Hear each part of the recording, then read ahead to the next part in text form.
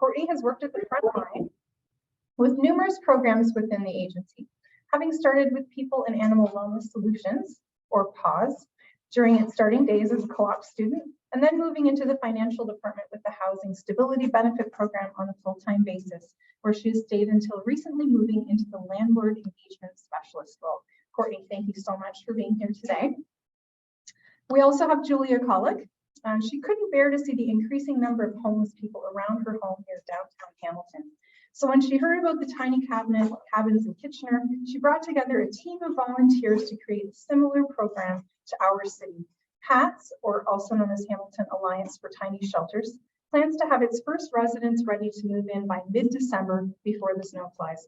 Or, well, snow may be flying this weekend from what I've heard. Thank you very much, Julia. It's a pleasure to have you here. And last but not least, Amanda Cardulo from Housing Support Worker, with the City of Hamilton, works as a housing support worker in the Access to Housing program within the housing the wait list for social housing, as well as the city's housing allowance programs and the Canada-Ontario Housing Benefit. Amanda has been supporting the Hamilton community with their housing goals since 2019, and prior to that, spent 13 years working on many different projects in the Public Health Services Division. Amanda is motivated by creating a stronger community for the residents of Hamilton to live in and age successfully. Thank you all for being with us today. We're really looking forward to having this conversation at such a critical time for the community. So I'll turn it over to Dina.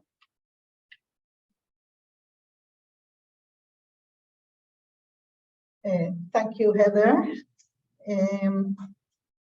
We're going to do it in the form of questions and answers, and we'll give a chance for each of you to respond to our questions.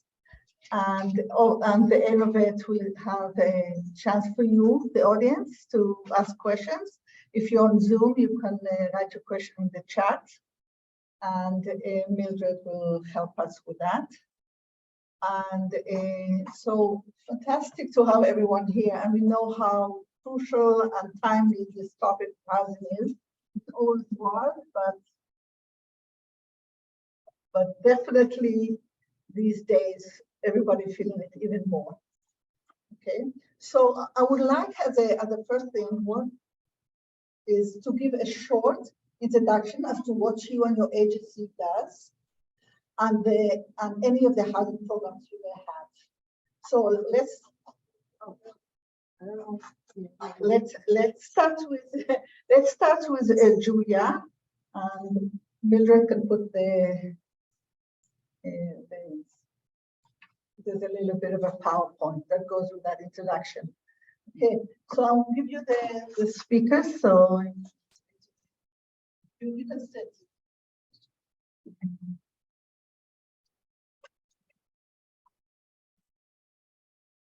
I hope you can hear me, perhaps without the feedback, if that's okay. So, yeah, just to give you a bit of background, as you said, Dina, thank you. I was walking past a bridge right around the corner from where I live, and it was really cold. It was just the start of winter this time last year. And I saw somebody's leg under the bridge and realized that they were sleeping there. And I thought, this is ridiculous. We have to do something about this. And I know that you've probably seen something similar near where you live or in your travels around the city. It's not getting any easier. This is our guiding principle. It's housing first. If you give someone a warm, safe place to start with, then you can help them get back on track with their lives. But that's the first thing. We all need a home. Next slide. There's people also online, so if you can speak a little louder. Okay, I will do that. Yes. Thanks. We're all volunteers, and we assembled an amazing team of people, and we're funded by donations and grants. So that's our big goal, is to get the fundraising going so we can get set up. Next slide. I don't know if you are aware of this gentleman. His name is Dimitri, and if you drive down York Boulevard, you will see where he lives. and that is on the road itself. And that's his home. And this is, I just feel like he's just an emblem of the big problem that we're facing. I'm going to show you some fairly startling figures. You know, we have at least 1,500 people who are currently homeless in Hamilton. Next slide. Okay. And unfortunately, they're very vulnerable. So even in this time period of less than a year, you can see that people died on the street, and they died in shelters, they died unknown places, and they died in hospital. Younger than, you know, they should have done.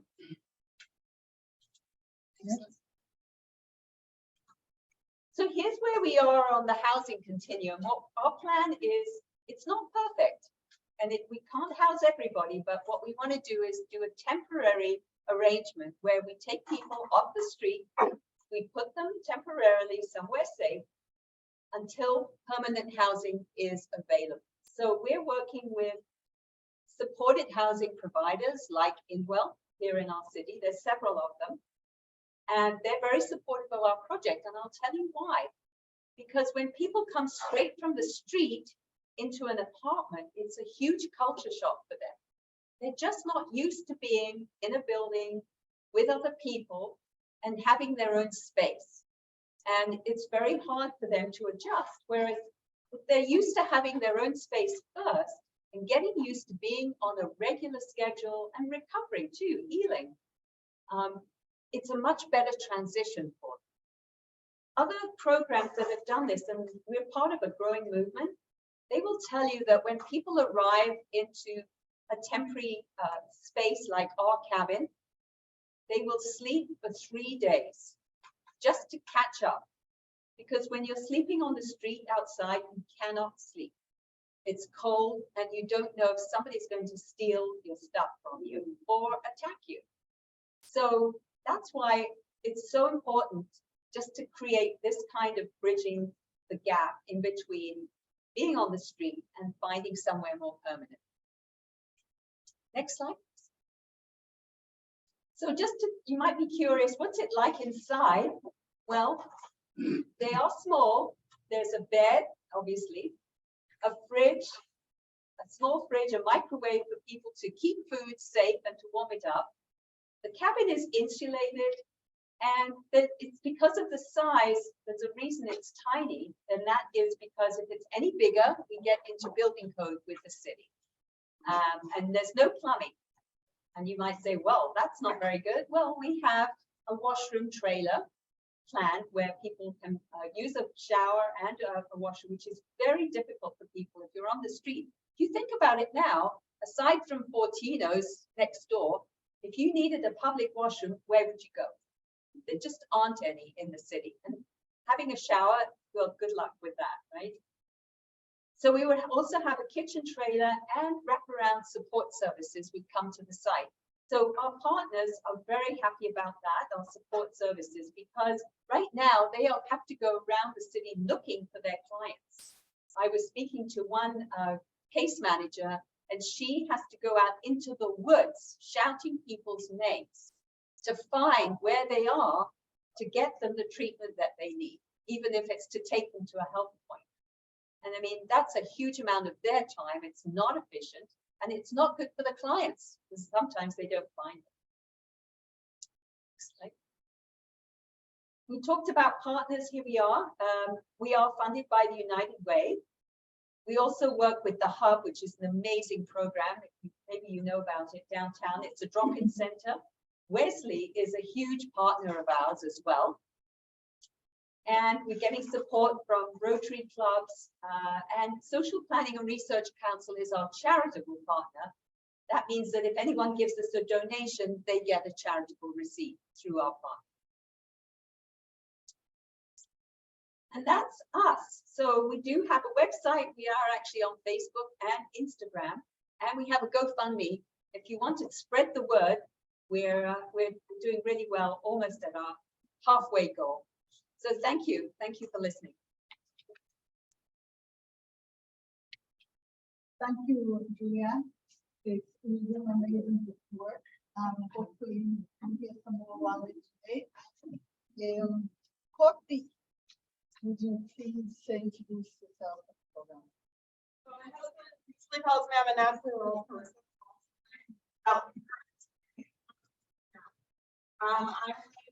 with the Health Center, and I am a communication specialist, as well as being with the Health Center for 10 years since I was 19 years old.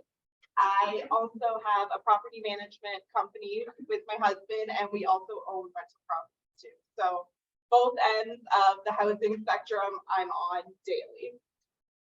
So a little bit about the programs and services we offer at the Housing Help Center. Next slide, please. We have in-house housing workers, and our main goal between the housing workers and the financial team that we have in-house is to maintain housing, help people find housing, and just basically get them off the streets in secure housing. Next slide, please. So our housing workers are the ones that identify the client's needs, help with if they're looking to get on the access to housing wait list, help them navigate through all the listings online to find something that works for them. They also refer people out if need be for debt counseling, trauma counseling. They're the ones who are really getting into the meat and potatoes of what the client is dealing with. Next slide, please. So my position is with supporting landlords and basically bridging that gap between the tenants and the landlords, since it is such a power dynamic. And most people, they don't know on either side. We have landlords who have either inherited a place or bought a property thinking it was going to be easy. And we have clients and tenants who don't know what their rights are. So on both ends, there are a lot of gaps between what both can do, what both their rights are, and we just look to make that more cohesive and give everyone a perfect understanding of what to expect. I also help deal with if there is a problem that arises, either rent arrears, if a landlord is doing something maybe they shouldn't be doing, making an illegal increase of rents. I help basically educate on both ends. Our financial support programs, as you can imagine, they are the most popular. Everyone needs help, and money doesn't fix everything, but it's a good start, especially right now with the climate of how much housing costs. So we have the housing stability benefit, which helps people on ODSP and low income for last month's rent, moving expenses, rent arrears, utility arrears, a bed, appliance if your unit doesn't include one. So that is usually $800 every 2 years for a single or a couple, or $1,500 if there are children in the household. OW also has this program. It's done through them directly, but it's the exact same program. Next slide, please. Our Rent Ready program, it's currently the hot ticket right now. It was brought in at the start of the pandemic for COVID relief. It is to help everyone who is experiencing rent arrears, utility arrears, or need to find a new place and be first and last month's rent. There currently is no limit on how much a client can access or how many times the client can access it. We basically just kind of sit down, find out all the information, and if it's a significant amount, which we're pushing out on average, it's probably like $8,000 to $11,000 per client for utility arrears, because they couldn't disconnect all throughout COVID, and now Electra is popping up those disconnections, and they're all from 3 years ago starting. So that is a very big program. Like I said, there's no limit right now. It's set to run until the end of December this year, but we're hoping that it will continue because we are seeing that the need is extremely high. Next slide, please. LEAP is a program that comes around every year. It's funded through the electricity board. So every year, Electra, they're the main utility provider. They provide a certain amount of money to us every year, and that is to help with utility arrears specifically. So it's up to $1,000 per year per household. Basically you just call us in, let us know if you have a disconnection notice or a collection notice from them, and we take it from there. Next slide. The OESP program is relatively new. It's a monthly credit that anyone can apply for if they're deemed low income. They can do it online on their website directly, or they can call us and we will do it for them. It anywhere from $30 to sometimes I've seen $120 off a client's bill every single month. It's a huge, huge benefit, and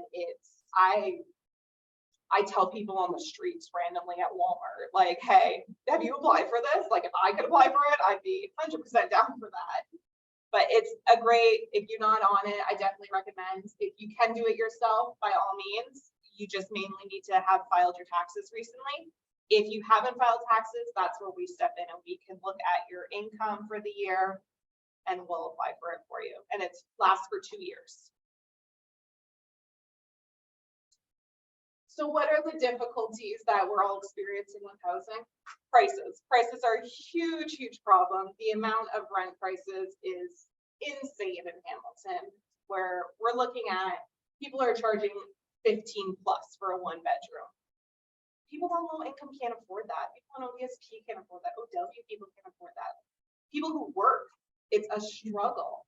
So we are looking to help navigate with partnerships with landlords to provide low income housing or just more realistic market rent rates. The shortage, it's a competition market out there. If you do not sign your name on that lease the day you go and see that place, chances are it will be gone in the hour.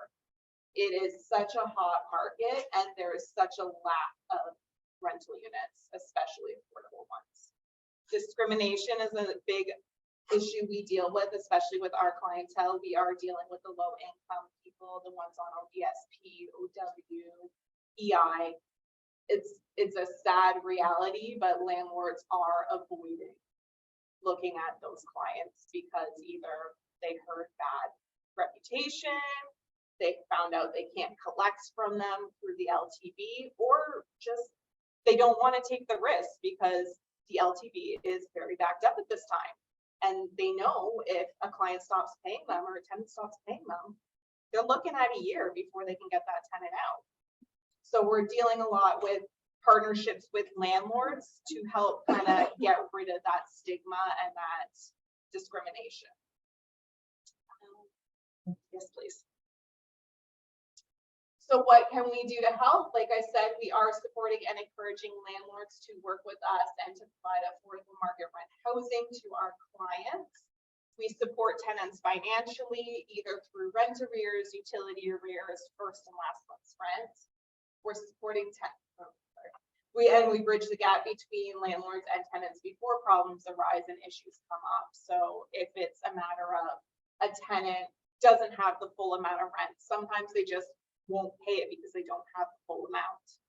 Whereas if we step in, we can tell the landlord, hey, the client has this amount of money right now, but on the 15th, they'll have the other half for you. Are you willing to work for them? Some landlords will issue an N4 notice for rent arrears within the next day of rent being due. And that discourages a lot of tenants, especially with how it's written. It shows right on it. If you're not out by this day, like you don't pay me by this day, you're out. And that's not the reality of what an N4 is. And a lot of people don't know that simply because it's, you see that date, you see that amount, you see, oh, I gotta be out 2 weeks. So we help educate and bridge that before a bigger problem arises. Slide, please. And that's all. This is all our contact information. I am, as I said, the main contact, and then I usually kind of refer out to either the financial program or the housing workers. But that's a little bit about us. Thank you.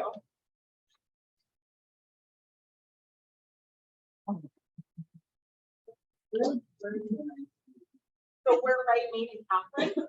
We're in the Effort Trust Club. Yeah, with a shop.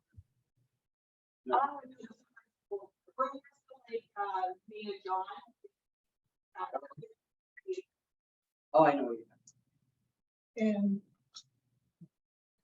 thank you, Courtney. I am absolutely amazed at the amount of help that your agency is doing and homeless people for challenges. So kudos for you.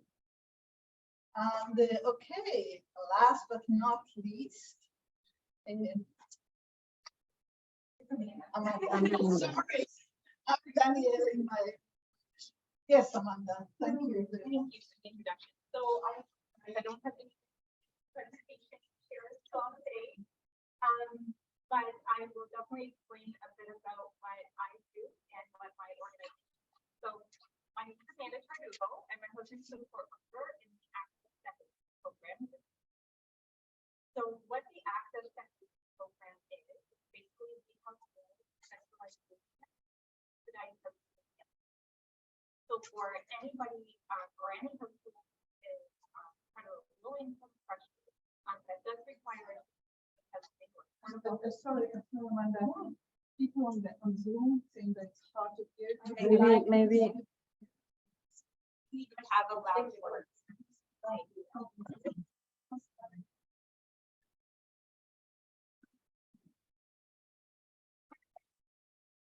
I'm closer.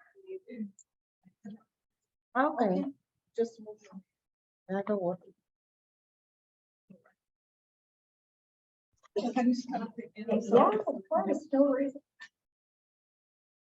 All right, can everyone hear me better now? Yes. Perfect. We don't have any sound buzz here, so we should be good. So again, my name is Amanda Tardugo. I'm a housing support worker with the Access to Housing program in the city of Hamilton. So if anybody wants to know what the Access to Housing program is, it's basically our the centralized waiting list. So we manage the centralized waiting list for subsidized housing throughout all of Hamilton. So a little bit about what we do is we accept applications on individuals' behalfs, and we make sure that each of their applications are related to their personal situation. We do have priority statuses that are available from the waitlist. So we make sure that each of the individuals, whether they're experiencing homelessness or survivors of domestic violence or newcomers into our country, we assist them with those application processes as well. The Access to Housing program also manages financial subsidies other than subsidized housing. So subsidized housing is your deepest affordable subsidy, which is also called rent geared to income. And then we also offer other financial subsidies if we have some resources available, such as housing allowances or the Canada Ontario Housing Benefit. So that's my portfolio. I work with individuals that do require special priorities, as well as assessing the community to see if we can help with financial subsidies when ones are available. We also do other things like make referrals to community agencies, such as the Hamilton Housing Help Center. Maybe it's for past trauma or, to emergency shelter systems. And we're sort of that main point of contact for individuals to sort of call in the city of Hamilton to see where they can go in order to access their housing needs.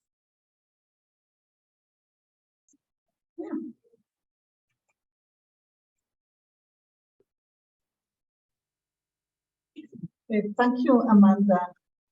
So we had a chance to hear a little bit about what each agency is doing, but I would like to go a little bit deeper, and maybe if each of you can talk about one or main challenges that you're facing that maybe impede your ability to do your work, or or it's an ongoing issues in your ability to give the services that you might be able to give. Okay, so who would like to start? Go into that. Jingle the wire. Yeah. She's not. I'm just until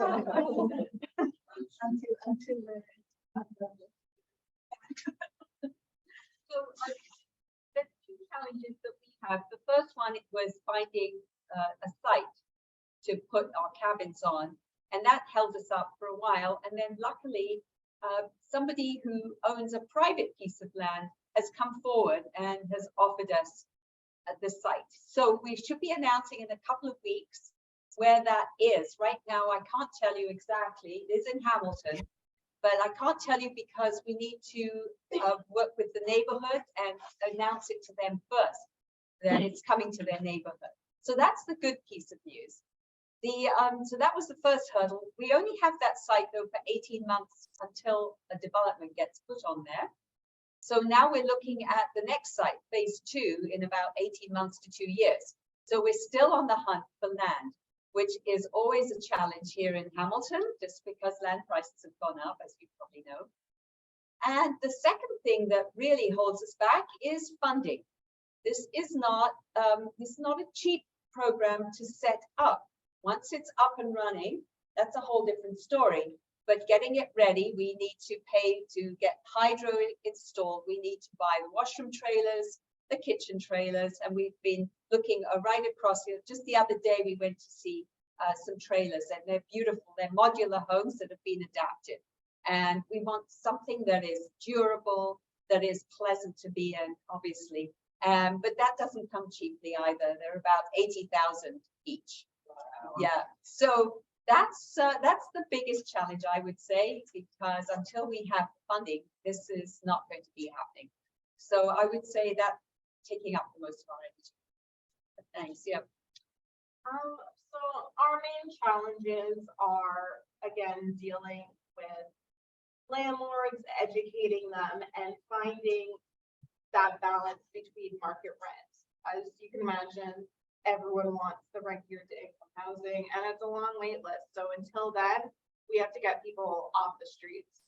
So finding that market rent that is affordable and isn't going to eat away at their entire grocery budget or their utility budget. People still need to live, even if they have a place on over their heads. They need to pay for the utilities. They need to pay for food. That's just not even including any what people consider luxuries nowadays. So that is mainly our big challenge, is defining those landlords, usually the smaller mom and pop landlords who only own a few properties, who are not looking to price gouge. I can share that our biggest challenge in access to housing is supply. So we have a way bigger demand than we do of supply of housing. Unfortunately, when families do secure a rent geared to income unit, it's just not easy for them to move out of that. So there is no such thing as affordable housing for them after they move out of a rent geared to income unit anymore. So we have families that once they secure that unit, they stay in that unit for quite some time, basically until they either age out of the unit or until they become what we call overhoused. So their family has grown up and they've moved out and now they're living in the unit alone. So really our biggest challenge is the supply and demand and access to housing. And we're always trying to bring on new developers and new partnerships with other nonprofit organizations in order to create more supply for our people. Can I have a question? I have a question about Habitat for Housing. I just wondered, Julia, are you partnering with them in any capacity at all, or you been in touch with them and their programs? That's interesting. We're not really building, so we haven't actually reached out, but that's certainly someone on our horizon. So yeah, thanks, Eva. They do fantastic work. Mm-hmm. Yeah. And the thing is, as our Habitat in severe challenges and doing all with the help of our Jewish community, thank God. However, it's very difficult to do it on your own. So now I have reasons. I lost my train of thought because I wanted to say something. It'll come to me. People were asking us to repeat the question. So the question was, are we working with Habitat for Humanity? So thanks. Yeah. It's very hard. Single man, like my son is single, he's 43 and he has kids as well. But with Habitat, they won't build anything if you're a single person. It's for families. So that's been a drawback. I don't know, if that would change it's something that I think about a lot. So the question is that Habitat for oh, sorry. Yeah, I was just going to say Habitat for Humanity. I didn't know that. They only work Yeah, with people yeah. who are maybe families or Yes. couples. Our program actually takes couples, Oh, really? yes, and people with pets. These are people who cannot go into the shelter system for, because of their situation. Sorry. Oh, no, that's okay. Thank you, Julia. And I do appreciate the questions, but I'm thinking that we have some general questions and then maybe the questions are covered by what they're going to say. And then at the end, we can ask, other questions. So maybe the question, what they're going to tell us, our question will be answered. So I was doing it in a very timely fashion because just today there was a big article in the paper about Ontario mandating increased building and the notification of the green belt and all that. And the idea is to solve the problem of housing. And my question is twofold. First of all, we have pressures now, right? So whatever the plans are for increased building, we're looking at least 5 years from now. So it's not happening here. And secondly, for the immediate needs, do you know of any plans from the city, Amanda, or in general to address these shortages besides talking to landlords? It's really hard to solve problems talking to landlords because landlords are, doing their own business, right? And we do have a government and we do have a city, and we're wondering what you might tell us or what coming down the pipe to help with the immediate needs. So I can share that City of Hamilton Housing Services Division are constantly looking to build more partnerships with nonprofit organizations in order to create more supply. So we have brought on some new partnerships with Indwell, which is really expanded our wait list quite a bit. We've added quite a few thousand units to our wait list, which is going to help with the supply and demand issues. But unfortunately, it's not enough, right? So we're always looking to work with our existing partnerships and build new ones to try to create more buildings, right? And not so much townhomes or houses, but we're looking to build up because that's sort of where our community needs to be. We need more smaller size units, like 1 bedrooms or bachelor sizes, as opposed to family size units at this time. So we're looking at trying to support those nonprofit organizations with looking to get some financial money from the province or the federal government in order to build more buildings. So we do have 2 brand new buildings that have come on our wait list, which is really nice to see. One is with Kiwanis Homes and one is with City Housing Hamilton. So that's also going to help our wait list quite a bit. And then with our Indwell properties, we're noticing some good movements. And we also just had another new building come in from City Housing Hamilton, which is 500 McNabb, and that's helping our senior population. So it's hard. It's hard to get, to make these projects come to flourish because obviously it's a financial commitment. It's trying to get all the finances, in line. And then we had the pandemic, so it's hard to also get those contractors there and make things happen as fast as possible. But that's what I can share right now about what's happening with our wait list and development. Your question, do you have anything to add to let you know? Oh, I have plenty to add. I'm going to stick my neck out to be political, and I think expanding the city boundaries when the city said they did not want to expand it is a big problem. Why? Because we have the developers, the home builders are very excited because they are going to make some more money, but it's not going to solve the kind of problems that we here are sitting. It's just going to build more townhouses or condos. That's not the places that are going to solve the housing crisis. So I would say it's a money grab, it's a political grab, and it's not helping. I'm sure you've come across lots of people who feel just as angry as I do about it. I have no idea where it's going. I'm hoping there will be a legal case made against it, but anyway, that's my piece.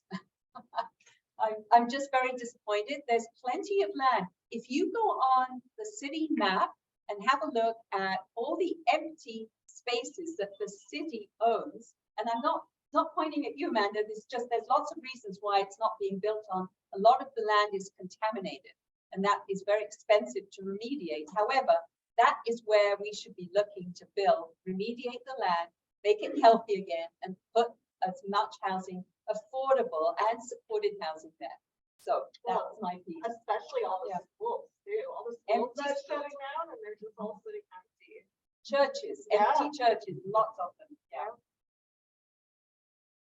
So anyway, maybe not what you wanted to hear, but that's my own personal, not reflection of the organization, by the way.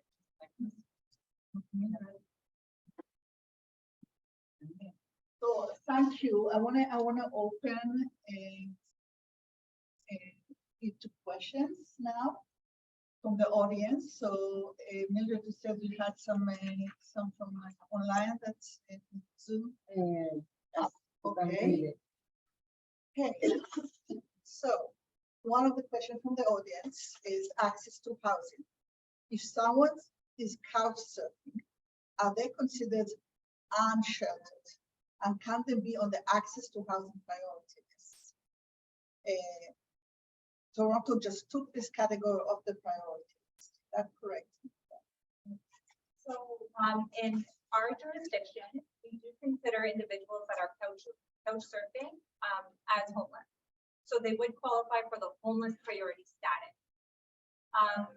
We don't necessarily consider them unsheltered in a sense, because they do have, individuals that can support them with obviously couch surfing and those resources. But in our point of view, they are homeless.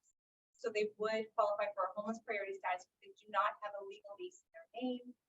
That's obviously very precarious living. So they would be on our list of homeless priority status. Any question from here? Go ahead. So an individual. They're on the priority list for paying necessarily.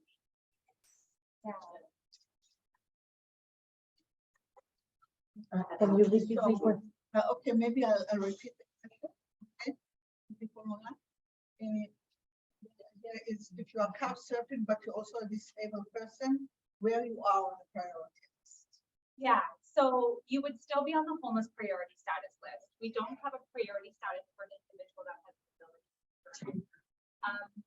Now, where they may find some support on the wait list is that obviously not every applicant on our wait list would require a fully modified or a barrier-free unit. So those wait lists would actually be much shorter than our non-barrier-free units. However, we don't have as many in stock, right? So it's sort of the same wait time, unfortunately, because of that. But they would be considered homeless prior to that. And then if there's other extenuating circumstances, like maybe where they were currently living due to their mobility concerns, they were not safe, right? So then we would explore other options, such as maybe personal safety risk. Maybe their personal safety is always at risk where they were currently living due to maybe a neighbor or something, or yeah, so we would always try to explore other options. Go ahead. Yes. My experience, my knowledge, my political bent, I've always looked at homeowners as the big bad wolf, the big bad landlords. And I'm referring mostly to the smaller ones, not the big corporations. But recently there have been a lot of news articles about these landlords who are living out of their cars because their tenants refuse to leave. So in all of this housing help giving to lower income people, is there any effort to address the problems, the challenges that the landlords are having because of the housing shortages? So I find a lot of those smaller landlords that you're talking about are people who have bought a property that maybe has an in-law suite and they're renting out the basement, or they bought a property that was formerly rented out to a tenant, not knowing the extensive weight of getting that tenant out before closing. So a lot of the landlords are, a lot of news articles are going around right now that because of the LTV backlog, sorry, that they are living on the streets, they're living in their cars, they're living at, I saw one that was living at their realtors on their couch.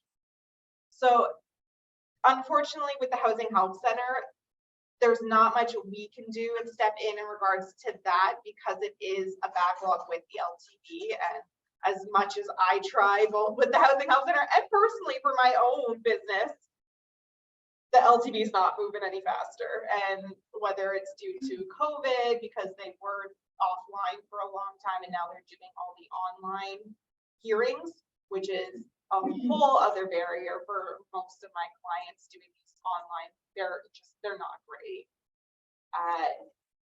Those people unfortunately are falling through the cracks, and yeah, we are seeing a lot of articles lately about it.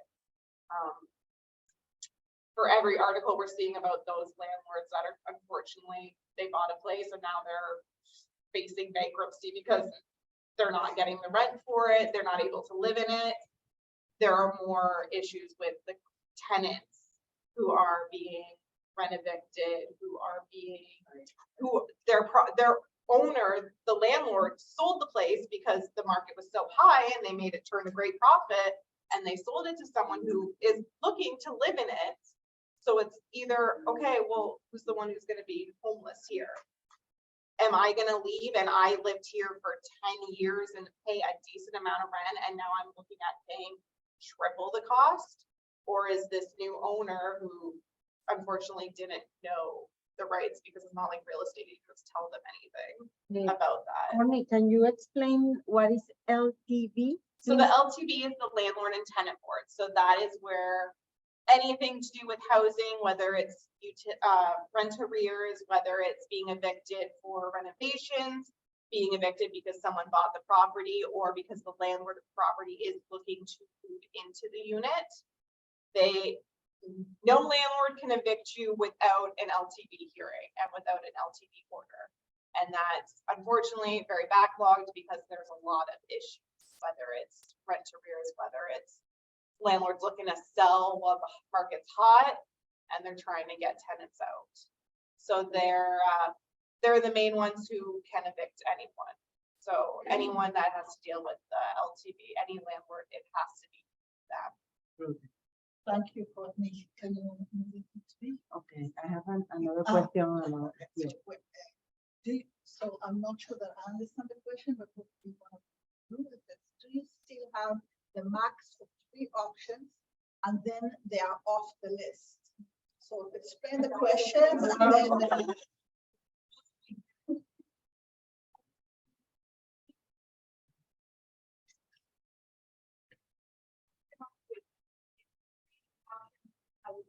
For units being selected on before they went canceled. Now, from January 2020 and onward, that will have changed and it's become a one refusal rule. So now you only get one offer of housing. And if you don't accept that one offer, then you would be canceled from the wait list and you have to reapply all over again and receive a new date. So our wait list works, it's a chronological wait list. So basically you're added to the wait list by the date that you either submitted your application to the office.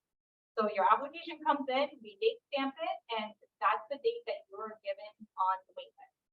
So if you refuse that one offer, then you're canceled, and then you have to reapply all over again, and you would be added to the wait list for the brand new date. So unfortunately, we do not have 3 offers anymore. And the reason why that process or that policy was changed and legislated change was because we're trying to reduce our wait list as much as possible.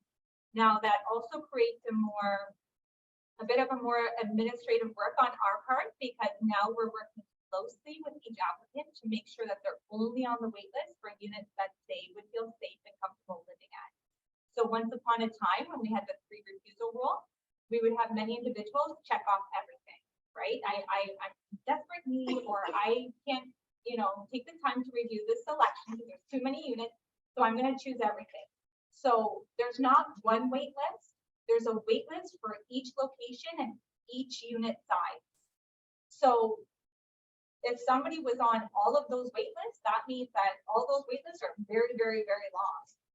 So now we're working with individuals more closely to make informed decisions so that they're only on those wait lists for a unit that they would want to live in. So it's reduced our wait list for each of those locations. And it's also, I feel like we're delivering a better service to those individuals as well, so that they know where they're going to get a housing offer.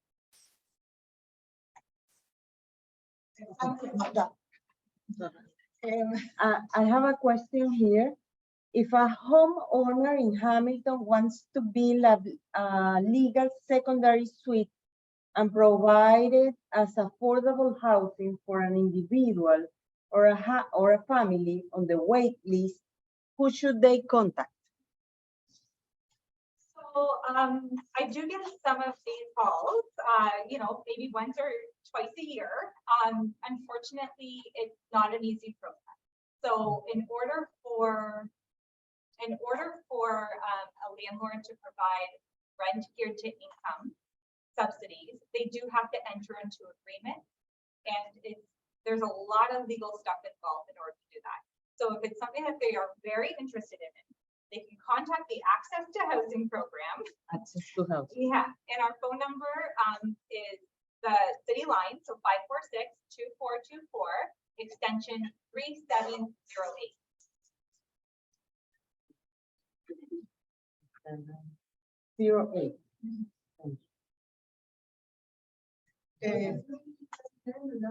Yeah, so it's 905-546-2424,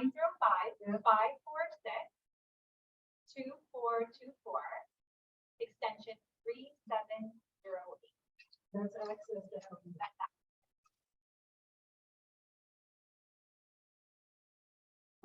Yes.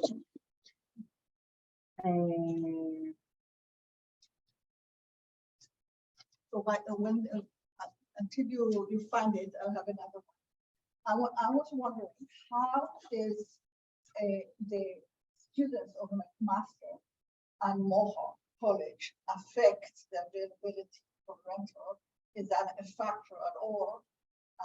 Is there anything in the policy or in the planning to take, that into consideration? For the access to housing wait list. Yeah, access to housing or housing, Yeah. the fact that landlords rent to students. So for subsidized housing, we don't have any policy priority for the rent geared to income unit. But I do know that City Housing Hamilton, they do offer student housing at a subsidized rate, but that's not my portfolio. So if a student is looking for more affordable housing, they could contact City Housing Hamilton and look into that further. So actually part of when I got into this position in August was to work with Mohawk Housing Services closely because they were finding a lot of their students couldn't find somewhere to live. So we're in the beginning stages of forming a relationship together, and I'm looking to hope to get that to McMaster as well, because I imagine McMaster's probably facing the same thing as well, especially in that area. It's housing goes very quick there, especially student housing. So those are the beginning processes we're looking at. In terms of, am I finding that students are taking away from housing for my other clients? Not really. They're a very specific need for student house. Like they want bedrooms, they want a room, whereas most of my clients obviously don't want to live with a bunch of 19-year-olds. So I'm not seeing much of takeaway for either side. So hopefully we're looking to build though towards a relationship with the colleges and the university here to help with that need to help more students find housing and get them situated, because as you said, main part is you need a place to stay before you can work on anything else. Imagine trying to do homework while you're not have a place to live. Thank you very much. And then Courtney, here's another question from the online.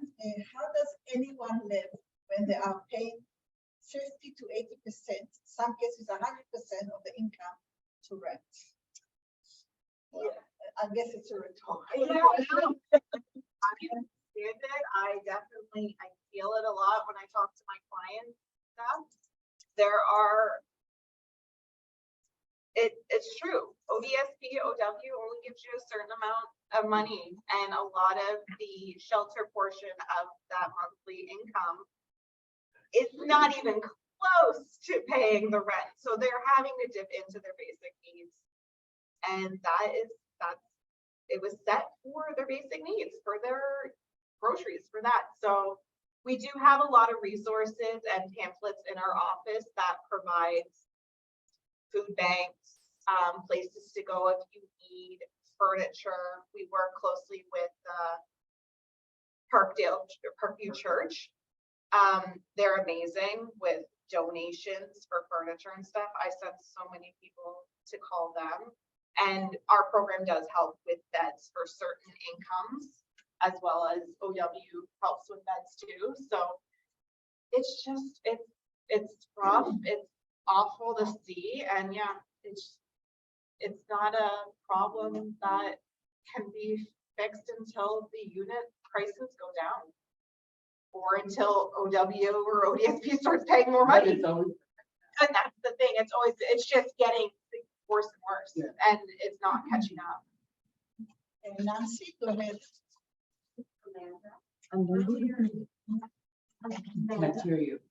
What? Question for Amanda. Earlier in your presentation, you commented on someone aging. What does that mean? What age is that and what happens? Yeah, for sure. So, Can you, Amanda, can you? yeah, Action, please. question is, what does aging out of a unit or becoming overhoused, what does that mean in order for somebody to move out of the unit? So somebody is able to live in a unit that is eligible for their household size under the Housing Services Act for rent geared to income. So basically, a family of or a household of a single individual, so one person would not be eligible to live in a 3-bedroom townhouse, let's say. So when you look at the household and occupancy standards, that's when we look at overhouse, when individuals come overhouse and they need to move on. So at one point, or let's say 20 years ago, we could have a family that may have secured a townhouse and subsidized housing. And now those children have moved on to have their own family.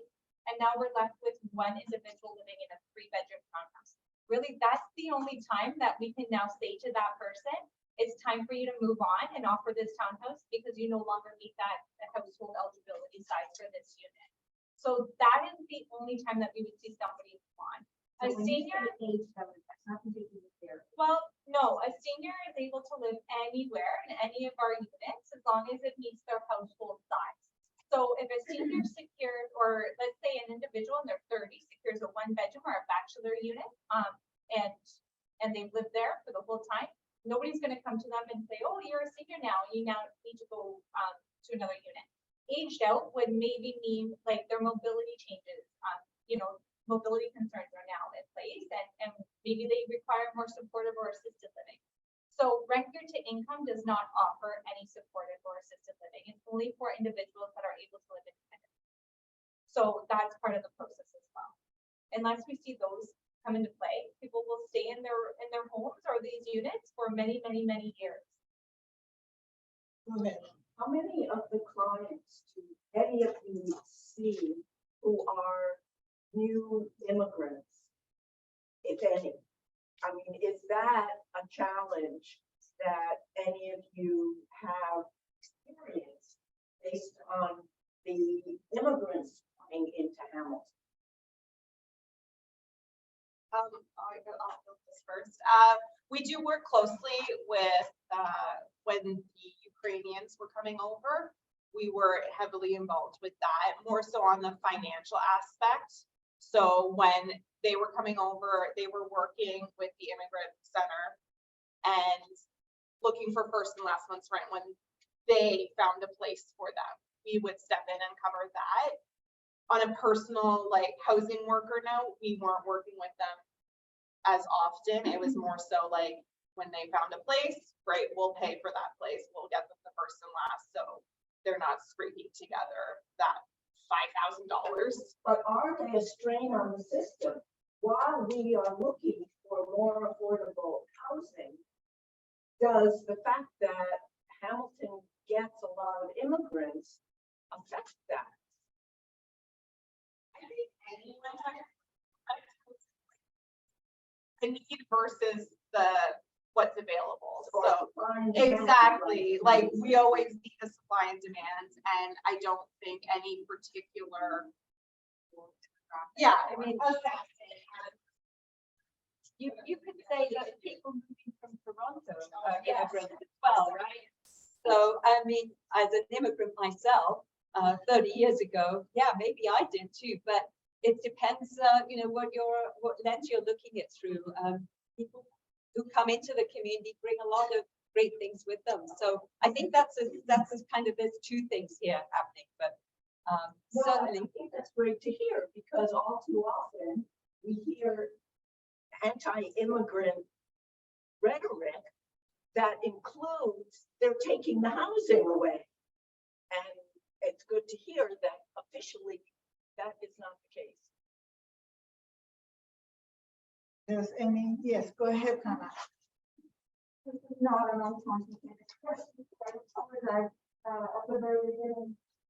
If you could take your mask, it'll be easier.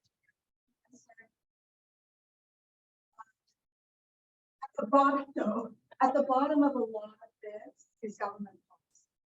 And I recognize that as individuals representing different organizations, you can't speak to that. But as individuals in this room, I think we can. So when we talk about housing, and they are able to go to a great organization like you are involved in. If there was, for example, a government that was promoting a guaranteed income, a minimum guarantee, not that I want you to lose your job, but that there would be less need for that kind of support.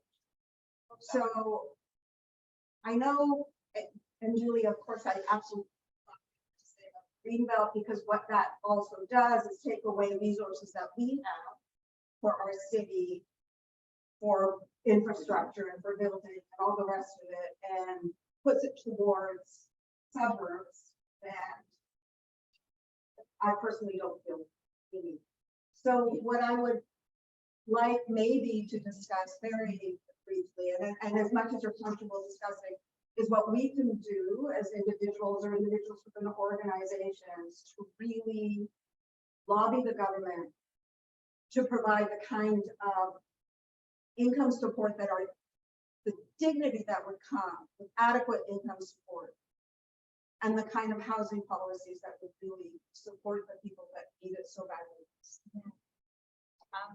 I would say, like, one of what we need to do is we need to go to our MPPs.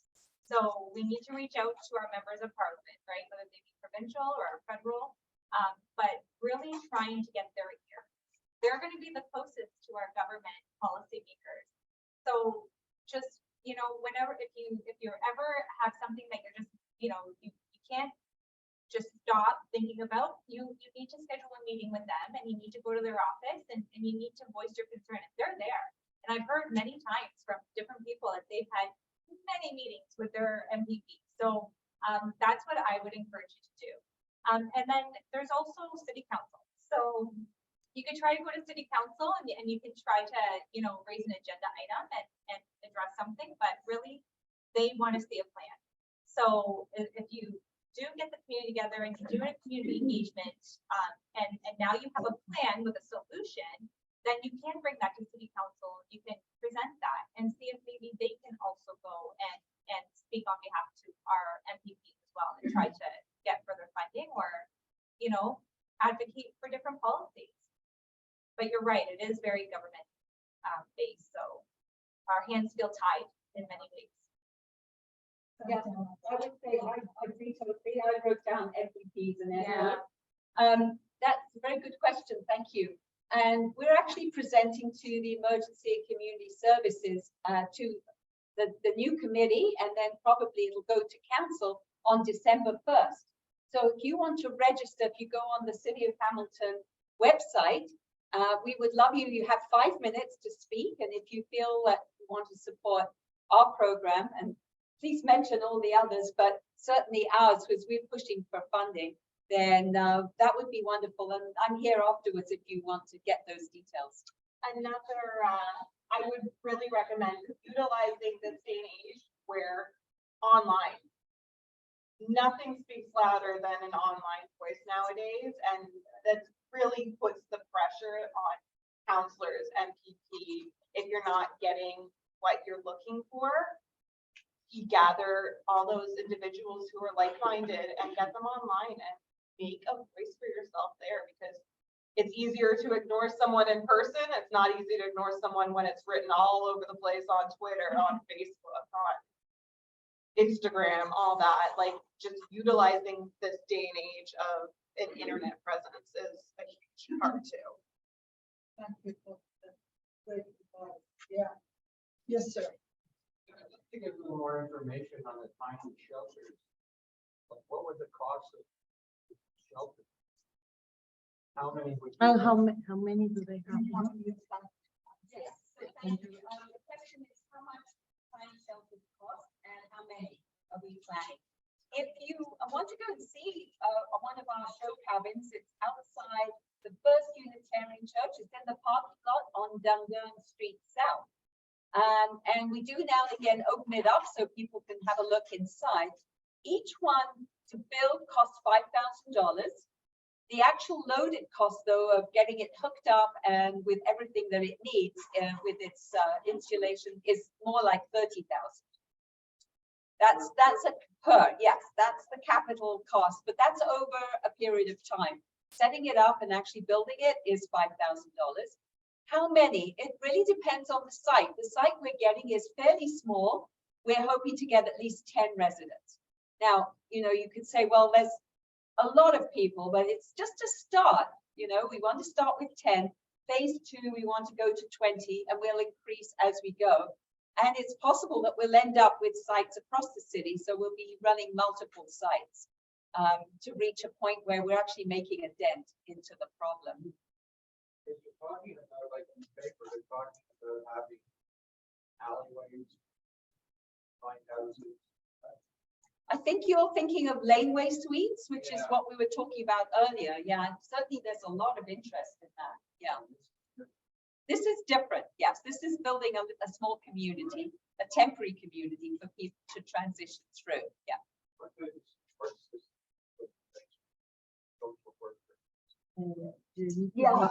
So what support systems do we put in place? So that's a good question. We have, Wesley is giving us a case manager and a recreational therapist for a year, which is fantastic. That's a great resource. We'll be hiring 2 staff that will be on site. And we also have food bank delivery. We have health visits. We've had extensive meetings with the police chief, the fire chief, and emergency services. And we didn't even have to say anything. We walk into their office and they say, oh, we're so glad you're doing this, because they've been saying for years, we need something like this to help solve the problem. So we have a lot of support from a lot of different agencies. So that's really helpful. Go around for the door in the neighborhood that you're actually putting backing or post. Are holding a community event, and we're going to be dropping, yes, we're actually doing a letter drop. Sounds like you have been involved in something like this maybe before. But yes, we're definitely inviting input, and we put good names The idea is there will be work scheduled. When people are ready, we meet them where they're at. If, for example, someone in the neighborhood will need their snow shoveling in their yard, then that would be something that we would invite people to go and help with. And it's reciprocal, you know. We really want to be an asset and not really just be part of the solution and not create more problems. Thank you. So I have a two-part question. One, how do you pick the people? And two, how long are they allowed to stay? Okay, how do we pick the people and how long are they allowed to stay? So our intake process, we rely on frontline staff who are already working with the population that we're trying to help. There is a criteria. We ask that maybe they cannot access the shelter system, and that's why they're in their situation. We also want to make sure that they're a good fit for the program and that they all get along with each other. So definitely that is a big piece of this. Once we have the residents ready, then we will form a residents group and we've already interviewed 36 people who are currently experiencing homelessness, and we've asked them, what would you like to see? How would this look? What's important? What about the rules of living here? And each resident signs an agreement.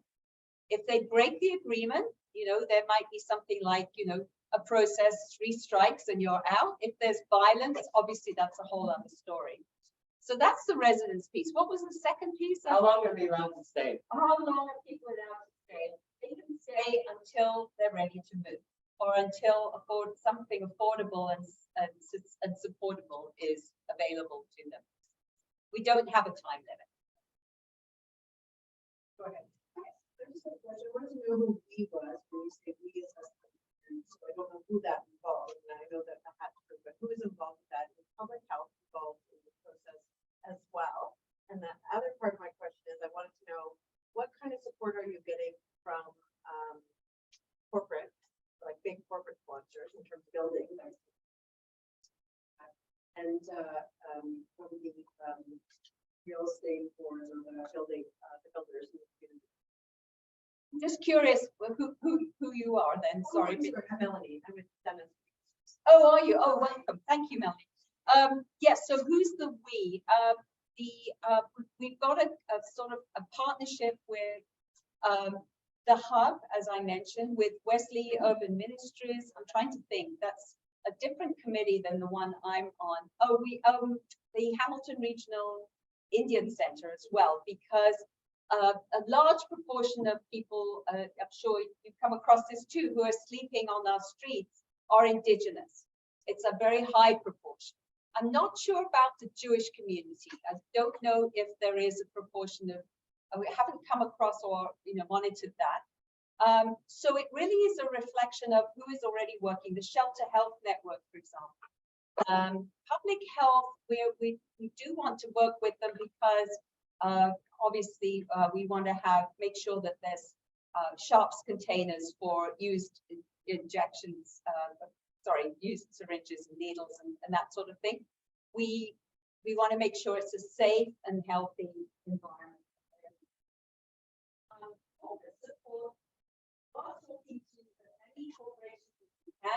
We have one corporation in particular that is building, we wanted to make sure that people had somewhere to put their things, because one of the issues about being on the street is what you do with your stuff. And that's why you'll see people carrying everything that is important to them in a backpack, because that at least is portable and isn't so liable to be stolen. So the fire chief suggested that we build a metal container at the back of each cabin for belongings that's lockable and is fireproof.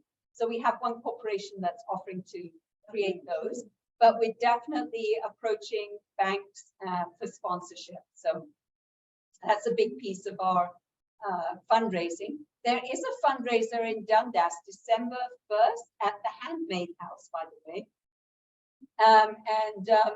A portion of whatever gets sold in the store is being donated to us, and you can buy a ticket, get a glass of wine, and enjoy browsing through. This is a beautiful store.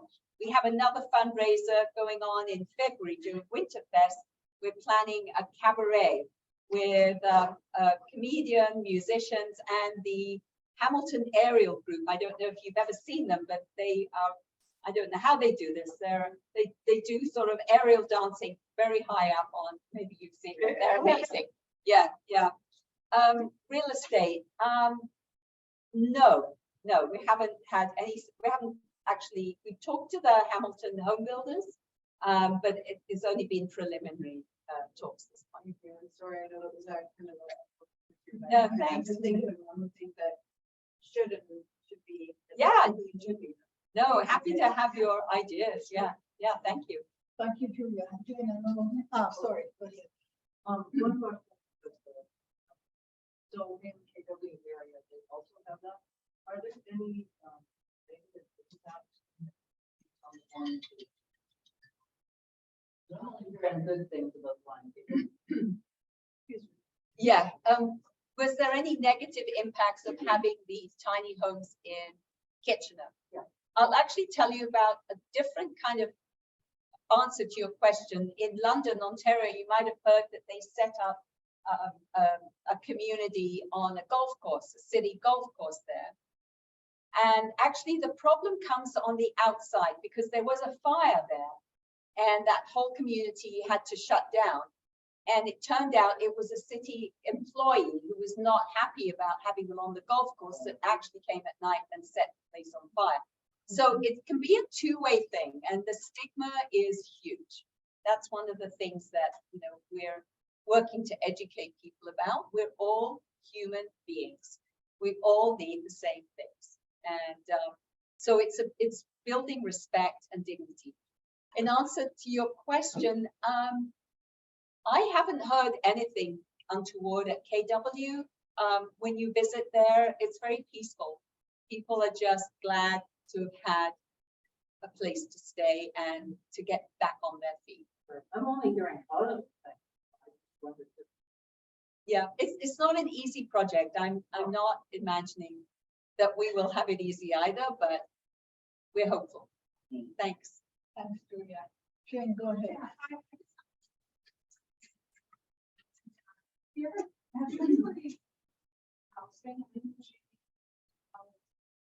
Anything popular for housing, the empty nesters have a couple of bedrooms, the children are out and they want to. Yeah, I'm finding a lot lately that we are getting applicants in who are looking to rent, like you said, a bedroom from a homeowner. Before COVID, we used to discourage that just because that particular tenant would not be covered under the Residential Tenancies Act, which opens up many barriers. So we would usually recommend not doing that, but we have since turned it because there is no housing and it's between that and being on the street. So we make the tenant and client aware of, if you agree to move in, just please know, like, you are not covered under the RTA. If there's an argument between you two, that homeowner can kick you out that day. Whether you paid rent or not, you're not protected. So we just make sure, like, are you sure you want to do this? Like, do you want to start looking at other options just in case? Like, if you want to continue and proceed 100%, we're behind you. We will pay the rent. We will pay your last month's rent for it to get you established there. But just know that you could pay it and you could potentially get kicked out the next day. But yeah, we definitely have changed our tune because there's no other option. And that is becoming a huge alleviant to finding a place instead, and rather than being on the streets, So with the homeowner to, with the homeowner to do their own research and prepare an application. yeah, we usually, so part of our program, if you are looking for rent, so if you're looking to access first and last month's rent, part of the program is you need to provide us with a lease or an intent to rent form. So a lot of landlords or people who just own a house and are looking to rent out the room, they don't want to do that because they're not sure of, is this gonna lock me in? Like, am I gonna get sued now? Like, what are my issues for that? We encourage it because then at least the tenant has something. Yeah. Something that if that homeowner calls the cops because they got into an argument with the tenant, that they're like, no, I didn't just break into this house. Like I have, there's an agreement. So we definitely, that's part of the program. You will not get any money unless you have either a lease or an intent to rent form, and that's just a protection for them. Thank you. So there is a question from the audience, and I'm going to rephrase it. Many say that the highway landlords need to speak. There's like a market here, and landlords say, okay, the market is just asking for what the market is there. But on the other hand, we also looking for a lot of rundown homes. So there's a lot of push and pull towards landlords who do not put the money into renovate their house where the rent is low. So I was wondering if you, it's very important that you deal with landlords a lot, but also Amanda City, if you have a way of a policy around that, with the push and pull, the fact that if you cannot increase the rent, or if the rent is geared to income, how will the landlord have the necessary funds to keep that place up to code and rent it? So just speaking on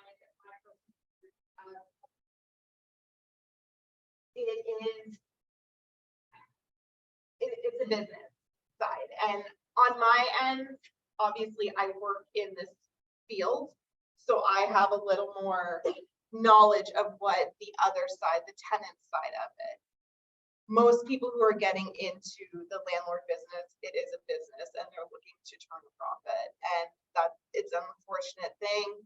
The market is so high to begin with, and people are gouging left and right because they want money. It could be greed. It could just be they want to charge the most because the risk involved of owning a property and renting it out it's high, especially with the landlord and tenant board backlog.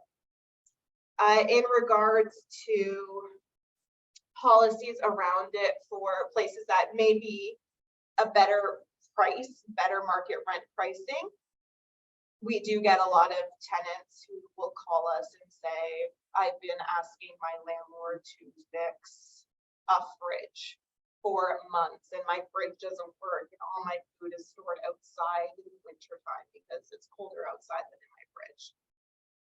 The landlord and tenant board does have a form that they can fill out to push the landlord into fixing the repairs.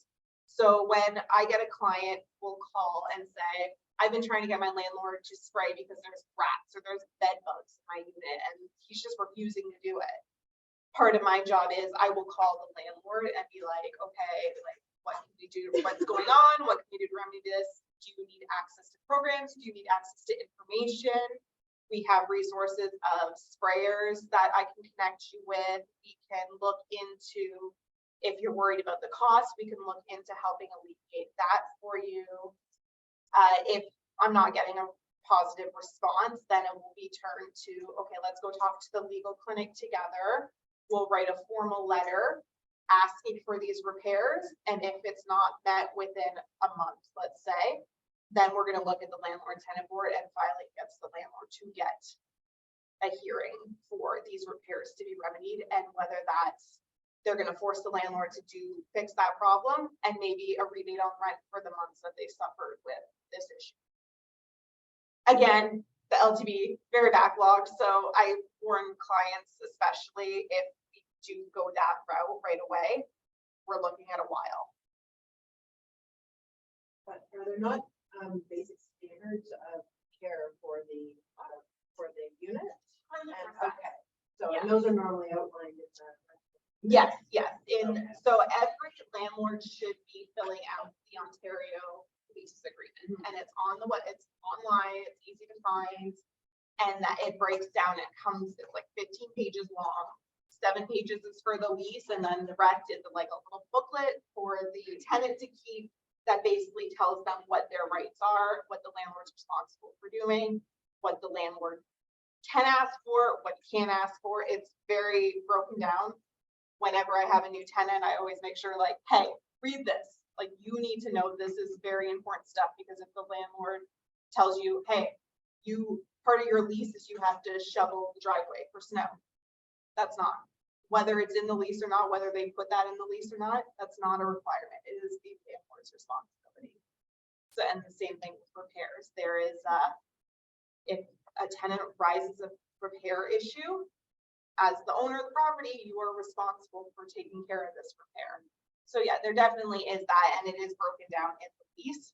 Whether or not landlords care about that or not is partly where I come in to try and remind them gently that that is part of their job, and if it's not receiving the outcome I'm looking for, then yes, we're looking at, all right, we're gonna get a paralegal involved, we're gonna get the LTD involved. Like, we're not gonna just push that under the rug. Not be so gentle. Exactly, yeah.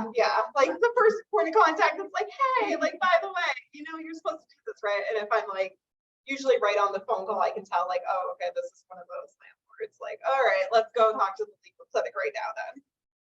I think that it's very important. Speak loud. I think it's very important to protect renters' rights, okay? But then you can see where the pushback for a kind of rent to what you can afford thing, because to fix things, the rules, they take care of that is a lot of money. If they cannot put a cushion in the rent for those expenses, there'll be a pushback. So that's, I'm sure that's part of why you find it hard from landlords to rent when it's geared to low income, and it's like basically the minimum that you can charge. So that's it. Yeah, that's what they're coming against, what they're trying to house and not afford today's rent. It's really, really hard.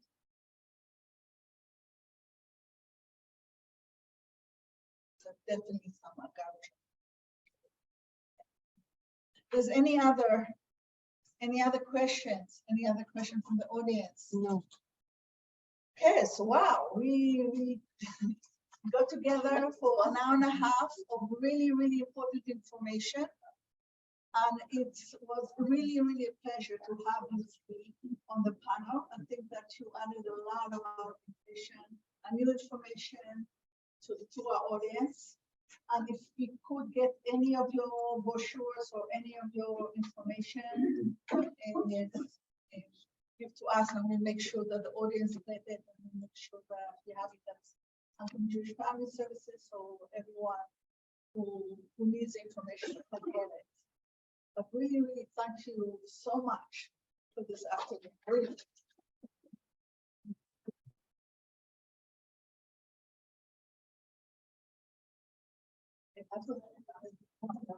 Thank you so much.